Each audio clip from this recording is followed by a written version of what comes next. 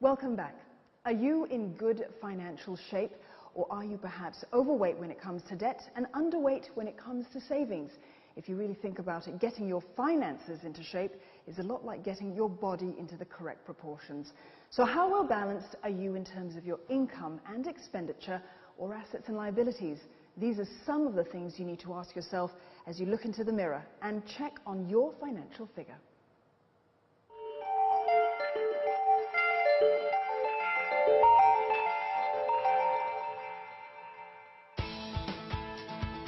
Are you in good shape?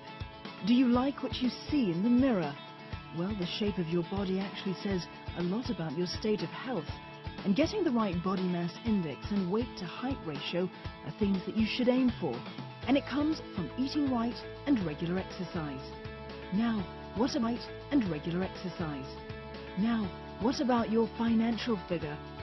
You want the right assets to liabilities, and that comes from saving and investing in the right way. But everything starts in investing in the right way. But everything starts with savings.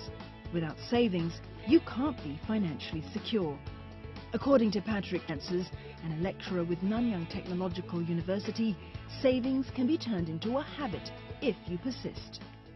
This is where we have to look at how you form good habits. One good, interesting exercise that usually I'll get my students to try out is to save $510 within a month. So to start off, they will say, hey, there's a big amount. But I say, okay, how about doing it this way? You save $2, take out a wallet, take out $2, take a $5, take a $10, and you do it consistently for 30 days. And this is where you get $510. And they will, human nature, they will resist. They say, hey, wow, getting $17 a day is huge. Then I say, hey, how much do you pay for your cup of coffee? It's almost like $7. So that take care of it. One less coffee, you have your $7. Then the $10, don't take taxi. Your bus, your MRT, and walk. So it's basically habit formation. Most Singaporeans are actually quite good savers. How much cash reserves do you think a person needs in the bank? 6 months. 6 months of their basic income. At least 6 months. Well, the ideal would be maybe 2 years to 5 years. A recent survey by a leading insurer found that on average, Singaporeans hold 35 months of their personal income in cash, the second highest in the region after China. Financial planner Cassandra Tan says that having too much cash in the bank is actually not a good thing.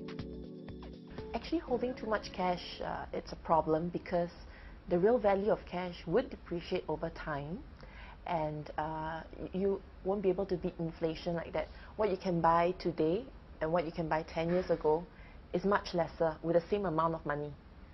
So what one should do is actually to stay invested in all the financial instruments available to them so that they can make money work harder for them.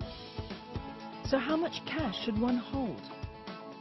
I would suggest one should actually hold about 3 to 6 months of income, okay, and about 8 to 12 months of income for irregular income earners.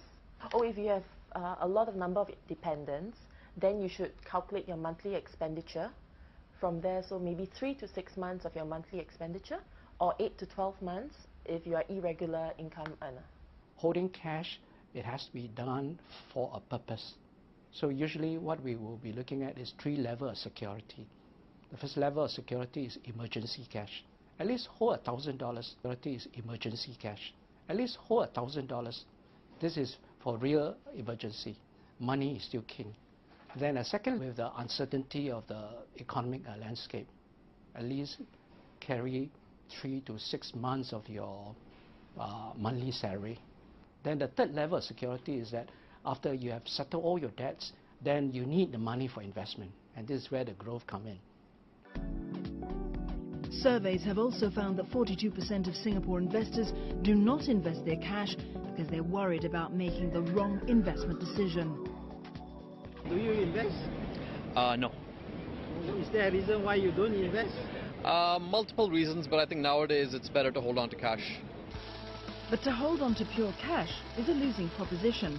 Putting cash in the bank currently pays you about 1% in interest, But with an inflation rate of 3 to 5%, you're actually letting your cash holdings depreciate in value by 2 to 4% every year.